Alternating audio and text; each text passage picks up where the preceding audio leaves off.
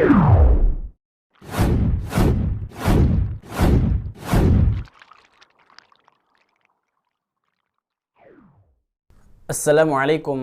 warahmatullahi wabarakatuh. Alhamdulillah hamdan katsiran tayyiban mubarakan fih kama yuhibbuhuna wa yarda. Asyhadu an la ilaha illallah wahdahu la syarikalah wa asyhadu anna Muhammadan abduhu wa rasuluh wa sallallahu ala nabiyyina Muhammad wa ala alihi wa sahbihi ajma'in. Amma ba'd. Para pemirsa sahabat Khasyah TV yang dirahmati Allah Subhanahu wa taala, alhamdulillah pada kesempatan kita pada hari yang kedua ini, pada pertemuan kita untuk membahas kitab Adab Ad-Daris wal Mudarris karya Al-Alama Syekh Muhammad Jamaluddin Al-Qasimi Ad-Dimashqi, ya. Di mana kitab yang kita bahas ini adalah berkaitan membahas tentang adab.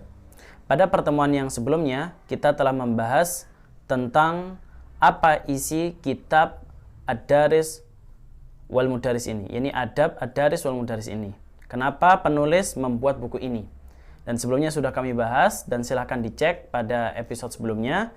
Dan sekarang kita lanjut dan ini masih dalam pembahasan muqaddimah, yaitu kita membaca tentang siapa Al-Alamah Al-Qasimi Ad-Dimashqi ini.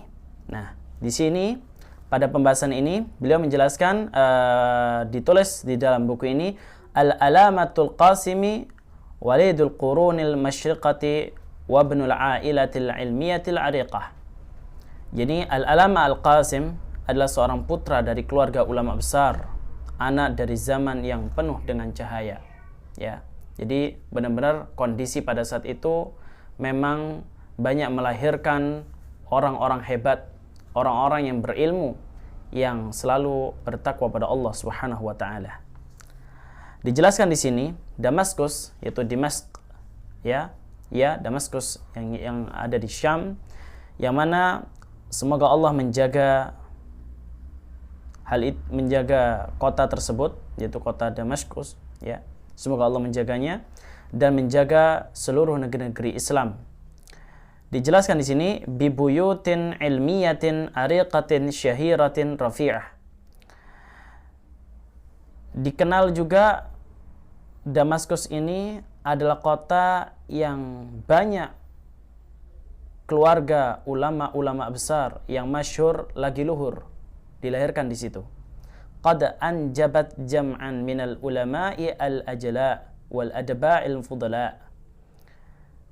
Kota ini juga telah melahirkan sejumlah di kalangan para ulama-ulama besar yang mulia. Begitu pula juga melahirkan sastrawan yang mumpuni. Wa qad tusalsilu fi katsirin min hadhil buyuti ahli ilmi wal fadli. Dan banyak juga melahirkan para ahli ilmu dan orang-orang yang mulia di dalamnya. Famin tilkal asar allati la zala hafadatha fi asrina. Di antara keluarga itu, jadi keluarga yang banyak dilahirkan di dalamnya orang-orang besar, orang-orang yang berilmu, di antaranya adalah keluarga yang anak-anak keturunannya masih hidup sampai zaman kita ini adalah Alul Khatib alladzi natawarathu ba'du ulama'ihim al-khataba fil jami'il umwi, ya. Di sini al-umwi.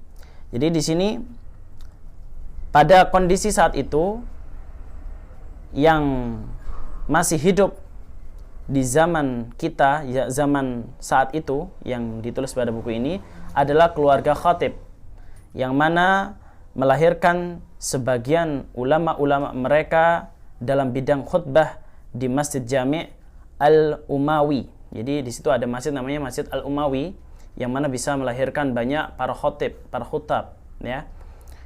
Wa Banul Quzbari, dan Bani Al-Quzbari alladzina ishtaharu bi'ilmil haditsin nabawi wa uluwis sanadi fihi. dan Bani Kuzbari yang mana telah tersohor, ya, telah dikenal dengan para ulamanya di bidang ilmu hadis Nabi. Wa uluwi sanadi fihi, dan dikenal juga tersohor tinggi sanad padanya.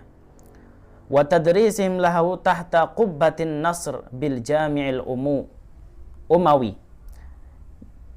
Mereka lah yang mengajarkan hadis di bawah kubah Nasr di Masjid Jami' al-Umawi. Wa alul Ustuwani alladhi tawalla ghairu wahid minhumul qada' bi Dimashq, yaitu di Damaskus. Jadi keluarga Ustuwani juga, yang mana tidak sedikit salah satu di antara mereka menjadi ahli bidang di pengadilan, ya, seperti hakim dan seperti itu di Damaskus juga. Jadi negeri ini benar-benar melahirkan banyak orang-orang yang berilmu dan besar. Wa usratu Bani Abidin al-ma'rufuna bil fiqhi al-Hanafi. Dan begitu pula juga ada keluarga Bani Abidin yang mana mereka dikenal dengan fikih Hanafinya. Wa alu syatti al-Hanabalati al-mutamayyizuna bi ma'rifatil fiqhi al-Hanabali wa ilmil faraid. Dan begitu pula ada keluarga Syatti al-Hanabali, jadi yang bermadzhab Hanbali, yang istimewa, yang dikenal fikih Hanbalinya dan ilmu faraidnya. Wa Banul Atar al-masyhuruna bil ilm, dan Banu Atar yang dikenal juga dengan ilmunya. Wa Banul Baitar alladzina kharaja minhum ajallatan minal ulama'i wasyu'ara, dan Bani al-Baitar yang melahirkan di antara mereka banyak dari ulama-ulama, ya, yang besar, yang berilmu. Jadi di Damaskus ini memang benar-benar sebuah kota yang terjaga, yang melahirkan banyak orang-orang besar di situ. Wa alul Hulwani alladzina kanu masyayikh al-qura, dan keluarga Hulwani yang mana merupakan masyayikh, para qari, para pembaca Quran. Wa ghairuhum min tilkal usar al-ilmiyah al-ariqah bid Dimashq allati baqiya ba'du salailiha ad-dalati ala aslafiha. Dan selain daripada mereka, masih banyak lagi keluarga-keluarga ilmu yang luhur di Damaskus, yang anak-anak keturunan mereka menunjukkan kemuliaan para nenek moyang mereka. Jadi turun-temurun dari bapak-bapak mereka, anak nenek moyang mereka sampai keturunan mereka, semuanya menjadi orang-orang hebat dan besar, khususnya berilmu di Damaskus ini. Dan penulis ini lahir di Damaskus. Wa inna min tilkal buyuti al-asliyatil jalilah fil ilmi, di antara keluarga-keluarga yang mulia dalam bidang ilmu, yaitu di Damaskus, As-Sadah al-Alul Qasim, yaitu salah satu di antaranya adalah keluarga Al-Qasim, yaitu keluarga penulis ini, yaitu Syekh Muhammad Jamaluddin Al-Qasimi. Fahum baitu ilmin wa adabin, keluarga ilmu dan keluarga yang beradab. Jadi keluarga Syekh Muhammad Jamaluddin Al-Qasimi ini dikenal keluarga yang berilmu, keluarga yang beradab. Wa maqam ilmi rafi', dan pemilik kedudukan yang tinggi dan mulia, ya. Ma'ama habbahumullahu bihi min syarfin nasab, di samping itu, ya, habbahumullahu bihi min syarfin nasab, di samping itu Allah juga memberikan karunia, mengkaruniakan kepada mereka berupa kemuliaan nasab juga. Jadi nasabnya pun juga mulia.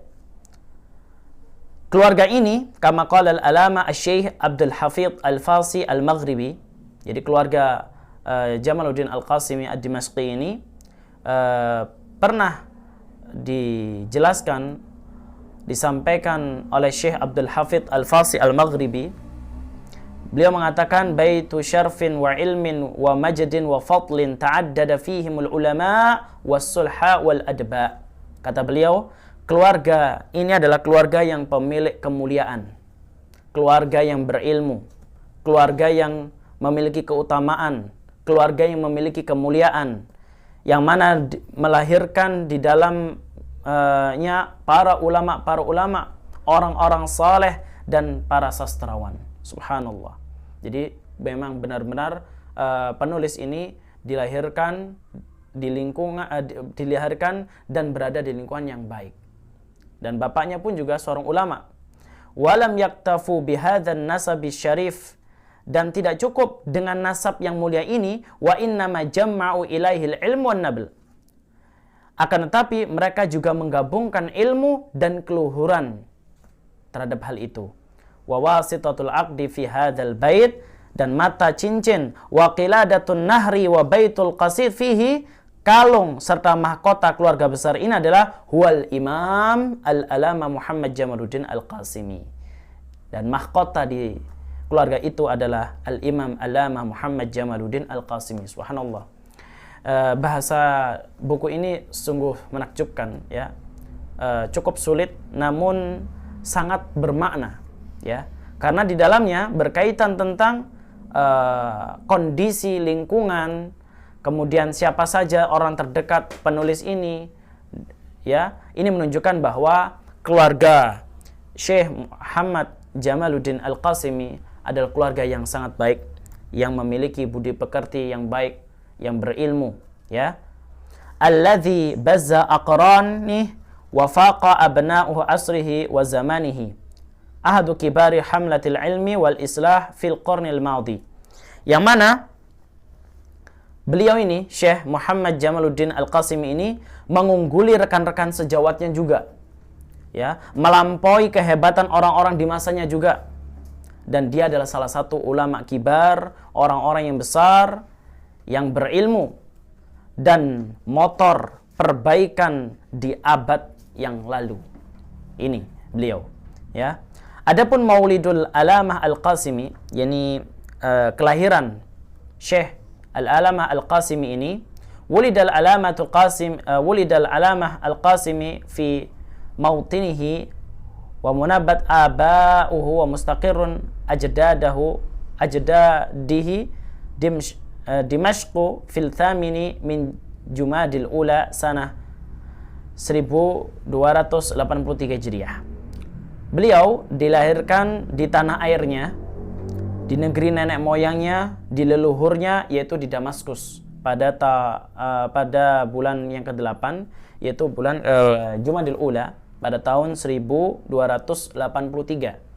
Ya, beliau lahir pada bulan Jumadil Ula pada tahun 1283 Hijriah. Ini cukup sudah lama sekali, ya. Wa qad nasya'a fi baitil ilmi wat taqwa.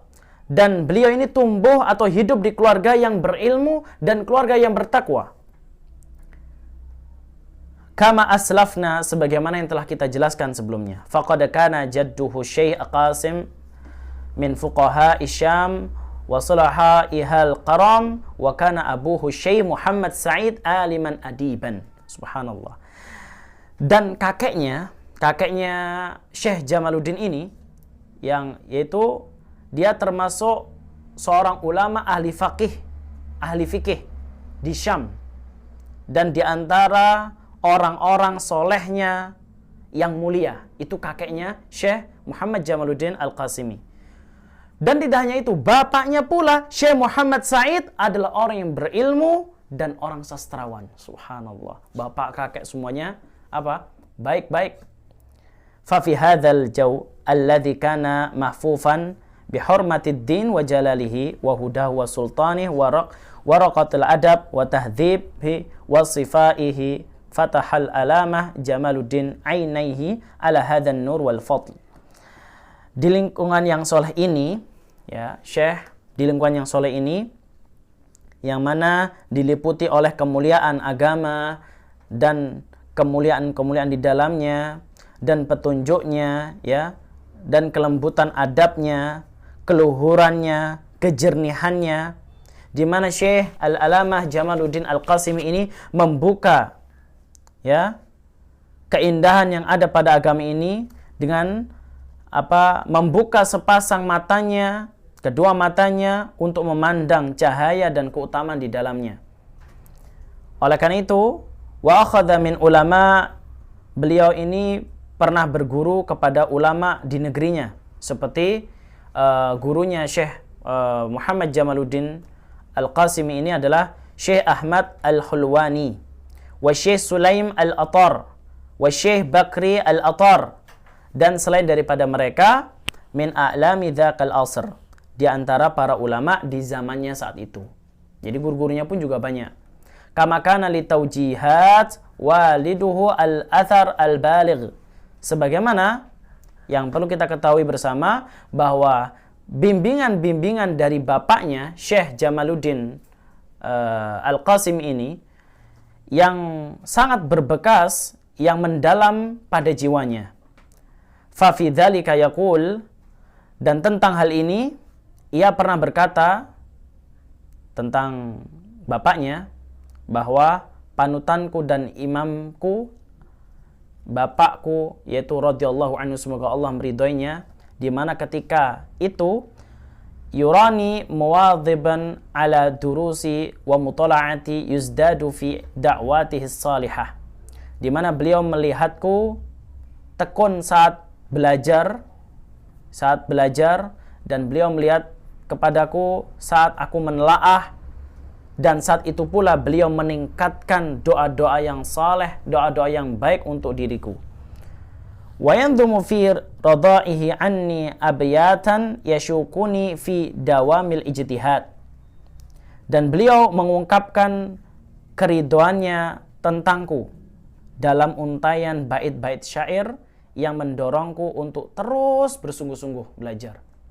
Di samping itu, beliau juga dapat dukungan dari seorang bapak, ya, di mana ketika melihat anaknya, ya, Syekh Jamaluddin Al-Qasimi ini, melihat anaknya tekun belajar, menelaah kitab-kitab para ulama, bapaknya mendoakan, bahkan lebih mendoakan dan meningkatkan doanya agar lebih menjadi orang yang bertakwa.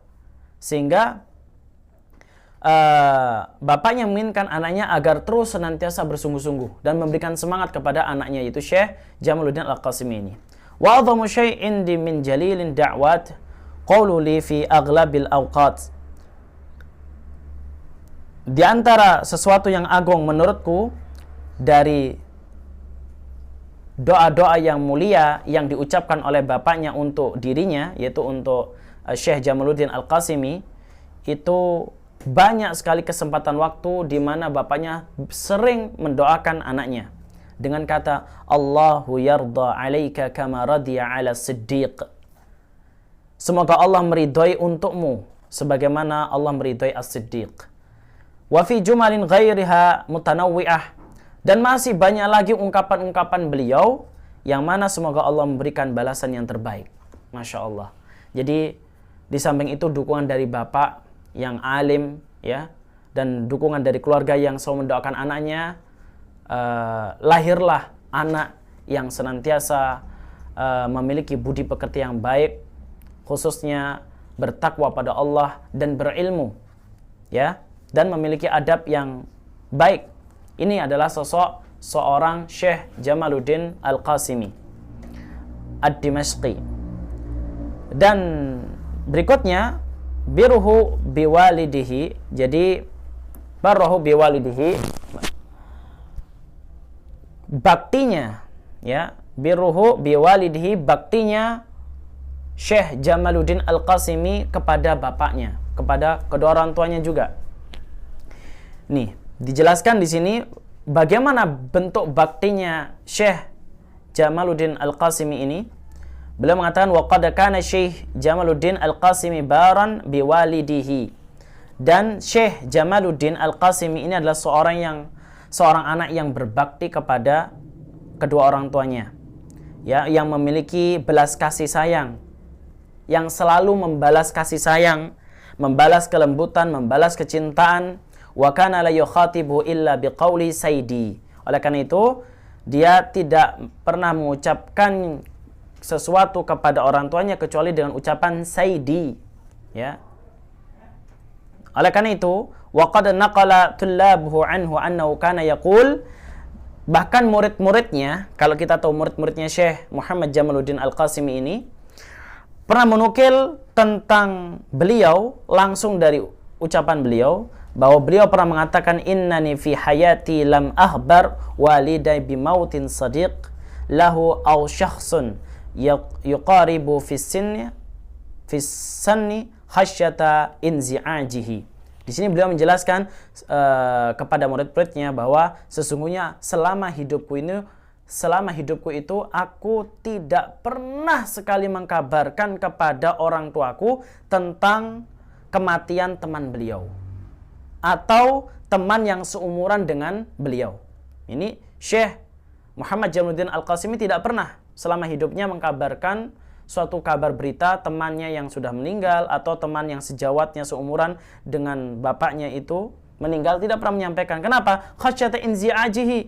Hal itu akan karena khawatir hal itu bisa mencemaskan beliau. Sampai-sampai hal-hal yang membuat bapak ibunya cemas itu dihindari oleh Syekh Jamaluddin Al-Qasimi tadi. Waqad wa min tamami burrihi biwalidihi annahu ba'da wafawatihi allafa fi tarjamatihi kitaban anhu bi'unwan. Dan di antara sempurnanya bakti beliau kepada orang tuanya, bahwasanya setelah wafat bapaknya ini, beliau pernah menulis dan memulai sebuah buku ya tentang biografi bapaknya. Pernah menulis, saking baktinya beliau sampai beliau menulis tentang biografi bapaknya yang dia beri judul Baitul Qasid fi Tarjamatil Imam Al-Walid As-Sa'id. Subhanallah. Tawala al-imamatu fi Jami'il Unabah fi mahallati Babis Sarijah min ahya al-Dimashq al-Mahrusah, di mana bapaknya ini pernah menjadi imam di Masjid Jami' al-Unabah di kompleks pintu Sarijah, mungkin blok Sarijah, salah satunya bagian dari wilayah Damaskus saat itu ya. Dan beliau tatkala bapaknya wafat pada tahun 1317 Hijriah, beliau menggantikannya posisi bapaknya ketika jadi imam di Masjid Jami' As-Sinaniyah di blok Al-Jabiyah ya. Oleh karena itulah wahasalat lahu hadithatun fi sanatin, dan Syekh Al-Qasimi ini pernah juga mengalami sebuah peristiwa, sebuah kejadian pada tahun 1313 Hijriah, di mana tusamma bihaditsatil mujtahidin, di mana beliau pernah mengalami peristiwa ini yang pernah dikenal dengan nama haditsatil mujtahidin ya. Uttuhima fiha bi annahu yanwi ta'sis madhab jadid fid din, di mana dia pernah dituduh hendak mendirikan madhab baru di dalam sebuah agama. Faqubidat alaihi al-hukumah wa huqiqat ma'ahu, sampai-sampai beliau sempat ditangkap oleh pemerintah setempat dan juga diinterogasi ya. Waraddat tahamma fa ukhla sabila, namun akhirnya beliau dibebaskan sesudah beliau jelaskan duduk perkaranya. Inilah lika-liku beliau di dalam berdakwah dan seterusnya, tidak kenal namanya cobaan ya. Oleh karena itu dalam berdakwah kita harus banyak bersabar ya. Karena itulah ini yang membuat beliau lahir dengan ilmu, lahir dengan budi pekerti yang baik, sehingga memunculkan mental yang kuat karena senantiasa bertakwa pada Allah Subhanahu wa taala. Karena hidupnya beliau ini penuh dengan ilmu ya. Oleh karena itu bahkan Al-Qasim ini adalah pernah mengajarkan di sebuah Masjid Jami' ya, untuk mengajarkan kitab-kitab sunnah dan nasihat-nasihat untuk masyarakat umum ya. Dan waktunya itu disibukkan seluruhnya itu dengan ilmu, semuanya disibukkan dengan hal-hal yang bermanfaat. Bahkan beliau ini cenderung serius ya, menjauhi main-main ya, banyak bergurau dan seterusnya. La ta'khudhu fillahi laumata laim, dan beliau tidak gentar di jalan Allah menghadapi celaan orang-orang yang mencela beliau. Subhanallah. Karena apa? Karena ilmu. Ilmu yang membuat dia ini bisa bertahan dari segala cobaan. Ilmu ini yang membuat dia bisa bersabar. Ilmu ini yang membuat dia bisa ikhlas. Ilmu ini yang bisa membuat akhlak dirinya menjadi baik. Oleh karena itu, ma'asyiral muslimin rahimani wa rahimakumullah, Allah SWT juga pernah berfirman dalam surah Khatir ayat 28 ya. Allah berfirman, innama yakhsyallah min ibadihil ulama. Sesungguhnya yang takut pada Allah di antara hambanya adalah al-ulama, orang-orang yang berilmu. Bahkan para ulama juga pernah mengatakan, man kana billah a'raf kana Allahu akhwaf. Siapa saja yang lebih mengetahui Allah, maka dia lebih takut pada Allah Subhanahu wa taala. Yang lebih tahu tentang Allah, maka dia lebih takut pada Allah. Bagaimana caranya? Caranya menuntut ilmu. Jadi kalau kita hidup dengan ilmu, insya Allah kehidupan kita lebih baik. Masalahnya ilmu yang kita dapati ini kita gunakan atau kita tinggalkan. Ya, semua itu tergantung pada niat pertama kita, ikhlas atau tidak. Ya, makanya menuntut ilmu itu sangat penting. Bahkan seorang penuntut ilmu itu dinaikkan derajatnya. Seseorang yang berilmu dinaikkan derajatnya oleh Allah Subhanahu wa taala. Sebagaimana dijelaskan dalam firman Allah surat Al-Mujadilah ayat 11, Allah katakan apa? Yarfa'ullahu alladhina amanu minkum walladhina utul ilma darajat. Di mana Allah mengatakan Allah mengangkat derajat orang-orang yang beriman di antara kalian, dan Allah mengangkat derajat orang-orang yang diberi ilmu pengetahuan. Ya. Bahkan ada sebuah syair dijelaskan di dalam syair tersebut, dikatakan faman lam yaduk murra at-ta'allum sa'atan. Jadi siapa saja yang belum pernah merasakan pahitnya menuntut ilmu, walau cuma sesaat saja, sebentar saja, tajarra'a dhullal jahl tula hayatih, maka dia akan menelan hinaan sepanjang hidupnya. Kenapa? Karena dia jauh dari ilmu. Apalagi kalau orang sudah jatuh ke dalam dunia yang penuh dengan dunia, maka dia akan banyak terjatuh ke dalam kebinasaan. Jadi dengan hidup penuh dengan ilmu akan membuat kita tahu mana yang hak dan mana yang batil. Terakhir, mengenai tentang baktinya seorang sosok ulama besar yang berbudi pekerti dan beradab dan berilmu pastinya, yaitu Syekh Muhammad Jamaluddin Al-Qasimi Ad-Dimashqi. Beliau pernah dikatakan oleh Syekh Muhammad Rashid Ridha, dikatakan Syekh Al-Qasim ini termasuk di antara orang yang sempurna, yang paling sempurna yang aku lihat akhlaknya, yang aku lihat adabnya, subhanallah, sifat-sifatnya. Di mana kulitnya Syekh Al-Qasim Al-Baghdad, Syekh Al-Qasim Ad-Dimashqi ini kulitnya itu putih, ya, berkulit putih, kemudian berbadan kurus, kemudian berperawakan sedang, akrabul ila qasri minhu ila tul, dan bisa dibilang dia cenderung pendek daripada jangkung, ya. Ghudidu tarf, dan dia pandangannya tertunduk, tidak banyak lihat kanan kiri, jelalatan dan seterusnya, tidak.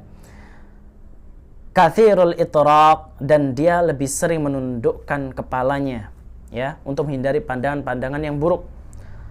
Dan suaranya rendah, tidak keras, rendah, dan orangnya pun lincah, daimat tabassum, dan orangnya juga murah senyum. Subhanallah. Gimana kita nggak senang kalau lihat seorang ulama yang seperti ini. Wa kana taqiyan, dan dia ini seorang yang laki-laki yang bertakwa. Nasikan, orang yang ahli ibadah, wasilah hilm, dan luas pandangan akalnya, hatinya juga baik, suci diri, jiwanya, dan suci lisannya, suci penanya. Ya, bahkan dia adalah orang yang sangat berbakti kepada keluarganya, setia terhadap saudara-saudara muslimnya, teman-temannya, setia, yang nggak pernah mengkhianati, dan dia menerima dari apa yang jernih dan meninggalkan dari apa yang keruh. Ailan afifan qani'an, dan dia ini orang yang hidup sederhana, menjaga kesucian diri dan qanaah, ya. Oleh karena itu bagian terakhir ini beliau adalah orang yang benar-benar berbakti kepada orang tua. Maka ma'asyiral muslimin azanallahu wa iyyakum, pemirsa sahabat Khasyah TV yang dirahmati Allah SWT, hendaknya dari apa yang kita baca di pembahasan ini tentang kisah Syekh Al-Alamah Muhammad Jamaluddin Al-Qasimi ini kita bisa ambil kesimpulan bahwa pentingnya kita untuk berbakti pada orang tua kita. Meskipun derajat kita tinggi, tetap dalam arti kita punya jabatan, kita berilmu, tetap kita harus berbakti kepada orang tua sebagaimana anak, ya. Oleh karena itulah Allah SWT pernah berfirman, wahfid lahuma janahadzul minar rahmah wa qur rabbil irhaba. Rasulullah SAW pernah bersabda, wahfid lahuma janahadzul minar rahmah wa qur rabbi irhamhuma kama rabbayani saghira. Dikatakan, rendahkanlah dirimu terhadap mereka berdua dengan penuh kesayangan. Harus penuh dengan kesayangan. Rendahkanlah dirimu. Ya, harus merendahkan dengan penuh kesayangan. Ucapkanlah kepada mereka, Rabbirhamhuma. Ya Allah, wahai Rabb kami, kasihilah sebagaimana Rabbayani saghira. Kasihilah sebagaimana mereka telah mendidikku sejak waktu masa kecil. Jadi, di sini kita bisa mengambil kesimpulan bahwa pentingnya kita menjadi seorang yang berilmu, berakhlak mulia, dan senantiasa berbakti kepada orang tua. Sehingga kalau kita memperbaiki konsep-konsep ini, sifat-sifat yang mulia ini, semoga kita menjadi orang-orang yang senantiasa memiliki budi pekerti yang baik, tentunya budi pekerti kita kepada Allah SWT dan kepada manusia lain-lainnya. Sehingga kita bisa berpegang teguh dengan Quran dan Sunnah dan memiliki akhlak yang mulia kepada sesama muslim atau pada semua manusia. Wallahu a'lam bishawab. Mungkin itu saja yang bisa kami sampaikan tentang biografi beliau yang pertama. Nanti akan kita lanjutkan biografi beliau yang kedua, dan itu yang terakhir. Dan selanjutnya kita akan membahas tentang isi dari pembahasan kitab ini. Itu saja yang bisa kami sampaikan. Jika ada yang salah yang saya ucapkan, maka itu datanya dari saya pribadi dan dari syaitan. Maka kami minta ampun pada Allah SWT dan mohon maaf sebesar-besarnya. Jika itu benar, maka itu datanya dari Allah dan Rasulnya, dan Allah dan Rasulnya yang terbebaskan dari semua kesalahan. Para pendengar, pemirsa, sahabat Khosya TV yang dirahmati Allah SWT, kami akhiri dengan doa kafatul majlis. Subhanakallahumma bihamdika, asyhadu alla ilaha illa anta, astaghfiruka wa atubu ilaik. Selamat menunaikan ibadah puasa, dan jangan lupa berdoa sebelum berbuka dan usai berbuka. Assalamualaikum warahmatullahi wabarakatuh.